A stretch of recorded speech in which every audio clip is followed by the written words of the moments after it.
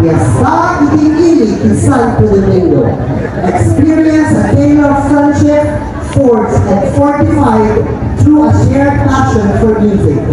One day, Carlos played the angklung and his classmates were captivated by its sound. Initially, they teased Carlos, but their mockery turned to astonishment as they listened to the beautiful tones of the angklung. They implored Carlos to teach them how to play, and he graciously agreed. Together, Carlos and his classmates returned home, where he persuaded his father to craft angklung instruments for everyone.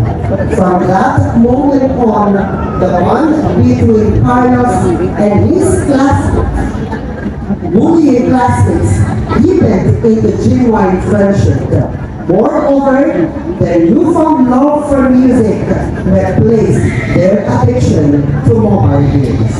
Kagayan din absat, di payarot, di matangan, di makaistoryahan, ipinagpapagayam, nga nang rudi babaen, itiawin ti ang ikawayan, pinatigyer ka po di samben, manipot ti ang loob. Kaya pinagbiyak-biyak ka, itinapalaos na palagayat ka, itiili ka mga bugaw, ng putang gaman ti may sa nasunata, babaen ti ang loob, na isok patong lagi, hindi agsaldan, ngayon ka, pinagpapagayam. Ladies and gentlemen, let us open this contingent number 3.